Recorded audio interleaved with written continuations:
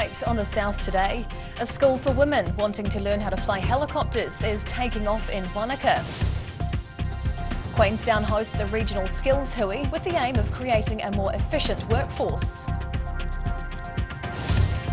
And temperatures were running hot and cold in North Canterbury at Kaiapoi's annual Fire and Ice Festival.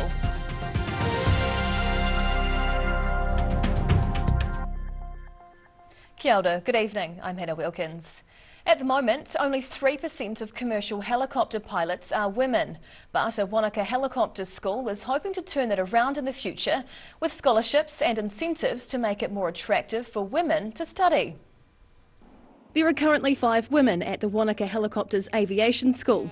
It's been training flight instructors since the early 80s, with students gaining diverse experience in 5 commonly used models of helicopter. The school offers training towards both private and commercial pilots' licences, as well as an accredited 2-year tertiary diploma.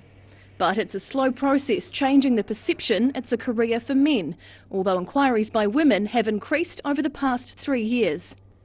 Special scholarships and other financial incentives are helping attract interest. The graduates leave prepared for a wide range of roles, including flight operations, senior management, air traffic control and advanced commercial operations. In Wanaka, the South today. After a day of extreme winds, which grounded flights at Dunedin Airport, forecasters are urging vigilance for escalating weather warnings. Strong winds gusts in Dunedin caused trees to fall around the city, including this one outside Columba College on Highgate. Wind also tore at the temporary roof cladding at St Paul's Cathedral, although much of the plastic canvas covering the roof, which was damaged by fire 2 years ago, staying firm. The scrim covering Dunedin's historic railway station largely stayed intact in today's gales, although one major rip was visible by mid-afternoon. Meanwhile, fire and emergency was called to help tie down airborne objects around town, including backyard trampolines. Severe gales and heavy rain are forecast for much of the South Island, with gusts of up to 130 kilometres an hour expected in exposed places until late tonight. A regional leadership group has met in Queenstown discussing a plan to help improve the local work environment. They want to tackle a range of challenges identified in the community with the goal of creating a more efficient workforce in the future. An important meeting for workforce development in Queenstown. The first plan from the Otago Regional Skills Leadership Group was released on Friday. The group was created in 2020 with the goal of finding better ways of meeting future skills and workforce needs in each region. So there's 15 groups like this around the country, we're one of them, and we're all tasked to make that work at the level that's meaningful for employers and employees. Their plan emphasises the need for more collaboration within the region and across the labour market. The initial focus for the group is on sectors like construction, accommodation, healthcare and social assistance. But the ultimate goal is to increase the quality of life for people in the community. Over the long haul, the opportunity is for us to be much more productive and much better off, both financially and in terms of our lifestyles, right? So that's the long-term hope. The 15 regional groups are all independent and locally based, but they're all aiming to help create a brighter future for all of New Zealand, with the aim of seeing communities thrive through improving the way our workforce operates. In Queenstown, the South today. The government will extend cuts to fuel taxes and half-price public transport until the end of January next year. The temporary 25 cents a litre cut in petrol excise duty and a half-price subsidy on public transport fares was due to expire in mid-August. The government says it's trying to ease financial pressure on the nation. A similar cut in road user charges for diesel vehicle owners has also been extended. Transport Minister Michael Wood says since half-price fares were introduced in April, public transport use had increased in Auckland, Wellington and Christchurch. The announcement came as inflation hit a 32-year high of 7.3%. Hundreds of children packed into Otago Museum on Saturday night for a pyjama party, along with an equally enthusiastic group of adult supervisors. A highlight of the 2-hour Pyjamarama event was a song and dance session where children danced to songs by former TV presenter Susie Cato. Everybody join. Other activities included interactive science demonstrations, free planetarium shows and torchlit tours of the Animal Attic Gallery. Otago Museum Marketing Coordinator Charles Buchan says the party is one of the most anticipated evenings in Dunedin for younger residents. Everyone's dressed up in their PJs, parents included, which is cute to see. They've also brought their torches and they get to go and explore through the galleries. We've got jumpy castles, Susie Cato's here singing. So it's a great night for the kids to enjoy during the school holidays. The 600 tickets to the pyjama party sold out several weeks ago in just 3 hours. The popular event's set to be held again in December, the first time it's run twice in 1 year. In Dunedin, the South Today. It was both hot and cold over the weekend in Kaiapoi as the Canterbury town held the annual Fire and Ice Night Market. The event drew a large crowd on a cold winter's evening to check out ice carvings and fiery poi. The ice was flying at the annual Fire and Ice Night Market over the weekend in Kaiapoi. The event was part of the Blackwell's Department Store's annual Lighting Up Winter Festival, which included the Kaiapoi Art Expo and an ice sculpting display. Ice artist Victor Chiati says you have to be quick to create the cool sculptures. You need to make it look quick mind and quick hand. That's it. No mistake. When you get a mistake, start again. Hundreds watched on as Chiati's intricate ice carving skills were on display. In the evening, the night market drew in the crowds on a crisp night for entertainment and hot food, and to view the finished ice carvings, which were lit up to showcase the designs. It's going fantastically. We're having Blackwell's Fire and Ice Festival. It's on again. It's been a wonderful event over many years, and Victor, our ice carving man, incredible experts, come all the way from Auckland, carved these masterpieces behind me. We light them at night time. Entertainers with fiery poi helped heat up the crowd and keep the visitors amused. In Rangiora, the South Today. Whai Yakane, still to come on the South Today. South Otago school kids learning the art of African drumming and dance during their holidays. And we head to the sidelines as the Underdogs take out Dunedin's club rugby season.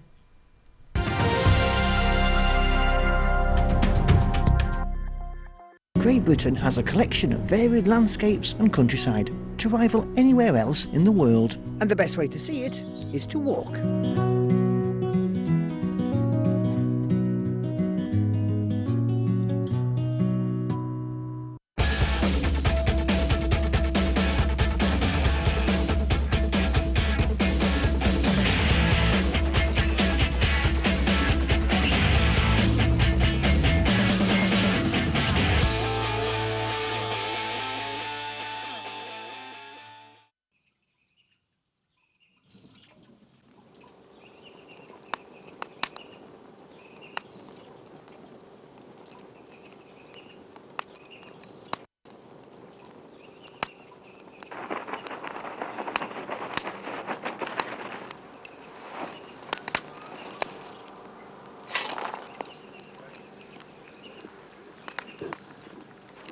Well, mate, I'm thinking about getting a new ute. Every day the team at Gillian supports grieving families at their time of need, from answering your questions to organising a farewell that reflects the wishes of your loved one. We can help. Call Gillian's today.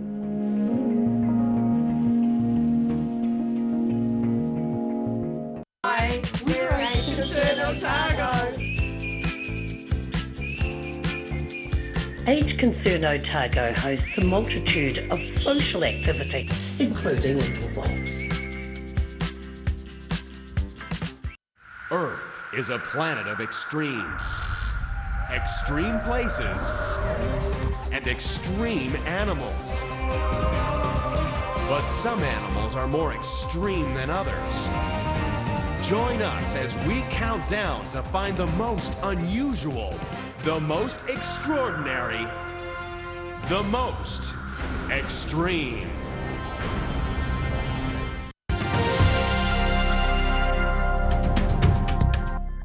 Tēnā koe, welcome back. School children in Balclutha have been treated to a winter holiday program with a difference.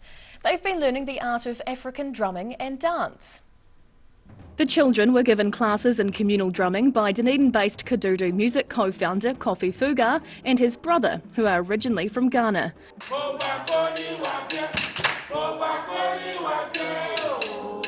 They say both children and adults enjoyed trying out something new. Kids really enjoy something different, especially the African culture, which is the singing, the drumming and the dance.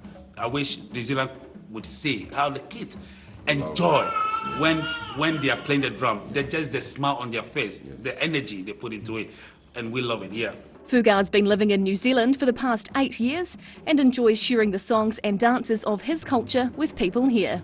In Balclutha, the South Today. Dunedin's club rugby season wrapped up over the weekend with a win for the Southern Club over the more fancied Tairi side. And the result meant one veteran commentator had to eat his words. Hoisting the club rugby shield aloft after 80 minutes of hard-fought rugby, following Dunedin's Southern Rugby Football Club beating Tairi on Saturday at Forsyth Bar Stadium. The result prevented a three-peat by the Tairi club, with the final score of 26 points to 20, meaning a serving of humble pie for a veteran local commentator. People were writing you off all week, especially me. What turned around for you today? I love you, Harry! No, just belief in the side was massive for us. Like, it's been like that for us all season, and we've just come together. Last week in the semi-final was a testament of that. Just believe in each other, and then I think we come out today and Tairi played well, but we matched them physically and we were able to finish it off. Tairi scored first in the match through a penalty, with Southern returning the favour a few minutes later. The lead swapped a few times during the bruising encounter, with the exchanges enjoyed by the hardy fans enjoying the game at the weekend. Tairi were favourites going into the final, but the team's skipper was pretty circumspect about coming second to Southern. Yeah, I think we were just out-passioned there today. The Southern boys really turned up to play footy, and yeah, they deserved it.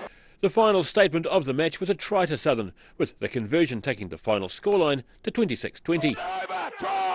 So to the victors go the spoils, the underdogs relishing holding Dunedin's prestigious club rugby competition's log of wood aloft, before it's sent to the engravers to have the Southern team name added as winners of the 2022 competition. In Dunedin, the South Today. And now recapping tonight's top stories on the South Today.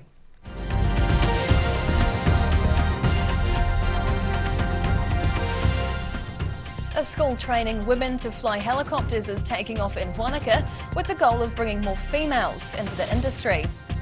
Queenstown has hosted a regional skills hui, bringing together business leaders with the aim of creating a more efficient workforce. And temperatures were running hot and cold in North Canterbury over the weekend at Kaiapoi's annual Fire and Ice Festival.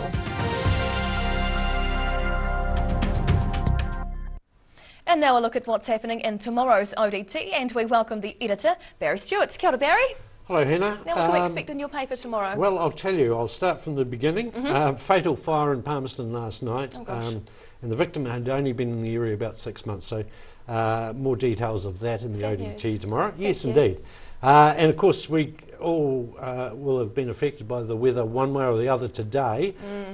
So wild weather in the south, thunder and lightning in Queenstown.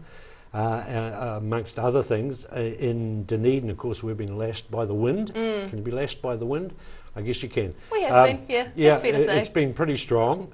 Flights cancelled, planes grounded. Yeah, trampolines where they shouldn't be. Everywhere, trampolines, and even containers toppled. So that takes a fair gust to do that. So we have a wrap up of all the wild weather in the south tomorrow. And we also catch up with Dunedin opera singer Sarah Hubbard, who is a finalist in the Lexus Song Quest. So Sarah achieved that at the weekend. On Sunday night, she made the top 5, and then they'll go through to next weekend to contest the final. Oh, brilliant. So well, we wish her luck. Absolutely, pretty exciting. She's only 21. So, good on her. We look forward to reading more of that in the paper tomorrow. Thanks, Barry. Okay. And time now for a look at the weather. The South Today weather, proudly brought to you by MoleMap, the skin cancer detection specialists. Looking at the situation, and rain eases tomorrow as colder southerly airflow arrives, but an unsettled week brings more showers and cold temperatures through to the weekend. Heading to the top of the South Island, strong nor'westerlies and heavy rain with 15 for Nelson, wet and windy in Greymouth with a high of 14, and the rain eases down in Christchurch with a windy 15 degrees tomorrow. Travelling south to southeast winds through here with rain clearing. Ashburton heads for 14, 12 for Timaru, and Oamaru's high will be 10 degrees. Westwards now to the Central Lakes, still showery with southeasterlies right across the board, highs of 8 for Wanaka and Queenstown, while Alexandra gets up to 9 degrees tomorrow. Heading further south, more showers and winds of the southeast kind tomorrow. Expect highs of 7 degrees in Balclutha, Gore and the Catlins. And down to Invercargill. The rain eases tonight in the deep south and a low of 7. Cloudy and showery on Tuesday with southeasterlies, a low of 5 and a high of 8. By Wednesday, the showers will be clearing, leaving a cloudy and cold day with southerlies, down to 5 and a high of 7 degrees. And for Dunedin, rain tonight with northerlies dying out and a low of 9. Overcast and wet tomorrow with early southwest and then late southeast winds, a low of 7 and a high of 9. Midweek it will dry out to be a cloudy day with cold southeast winds, a low of 6 and a high of 7 degrees. And that's the news this Monday. For the latest news and videos from the southern region, head online to odt.co.nz. And you can follow Channel 39 on YouTube to catch our news bulletins on demand. We'll see you again tomorrow. Ka kite a popo.